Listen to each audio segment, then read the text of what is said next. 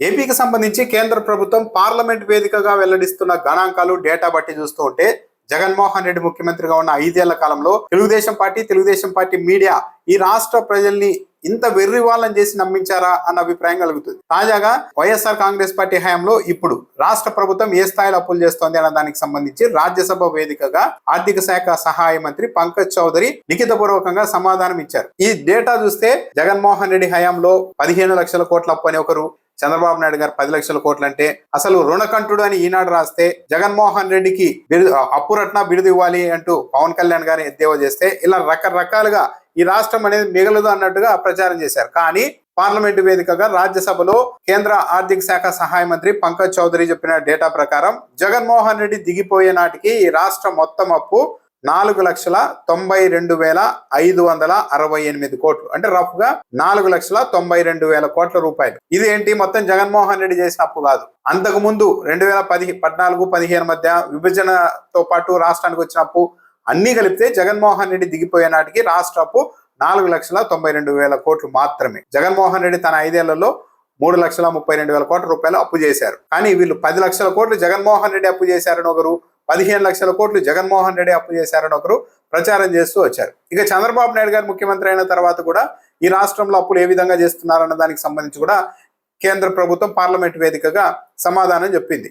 2026 మార్చి నాటికి, అంటే ఈ ఏడాది మార్చి నాటికే మొత్తం అప్పుని 6,45,000 కోట్ల రూపాయలకి చంద్రబాబు నాయుడు గారు తీసుకెళ్లారు. అంటే 2026 మార్చి నాటికి రాష్ట్ర అప్పుని చంద్రబాబు నాయుడు గారు ఏకంగా 6,45,000 కోట్ల రూపాయలకి తీసుకెళ్లగా, ఆ తర్వాత అంటే ఇదే ఏడాది ఏప్రిల్ నుండి జూన్ మధ్యలో 33,000 కోట్ల రూపాయలు అప్పు చేశారు, బడ్జెట్ అప్పు. జూలై నెల, అంటే ఈ నెల 14వ తేదీన 3,800 కోట్లు ఒకసారి, జూలై 28న మరో 2,600 కోట్ల రూపాయలు అప్పు చేశారు. అంటే మొత్తం చంద్రబాబు నాయుడు గారు తాను అధికారం చేపట్టినప్పటి నుండి ఇప్పటి వరకు మొత్తం బడ్జెట్ అప్పే చేసిన అప్పు 1,92,293 కోట్లు, అంటే రఫ్గా చెప్పాలంటే 1,92,000 కోట్ల రూపాయలు ఈ కాలంలోని చంద్రబాబు నాయుడు గారు చేసేశారు.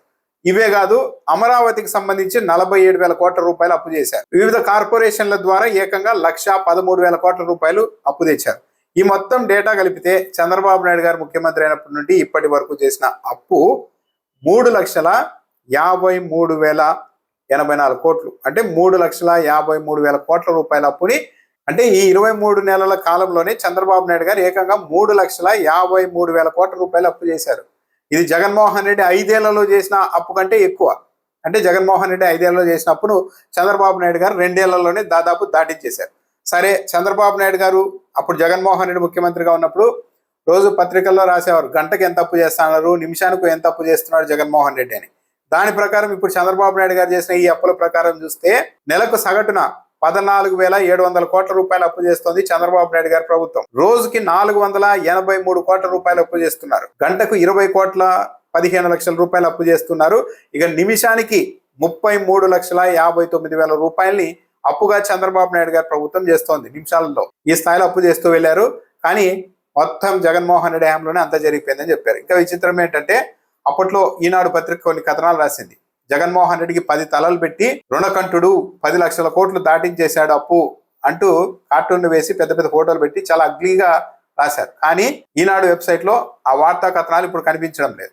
సెర్చ్ చేస్తే ఈ వార్త అందుబాటులో లేదు అని వస్తుంది. అంటే ఒక అబద్ధాన్ని, కేవలం తెలుగుదేశం పార్టీని అధికారంలోనికి తీసుకురావడం కోసం పని కట్టుకొని ఒక పచ్చి అబద్ధాన్ని ప్రచారం చేశారు.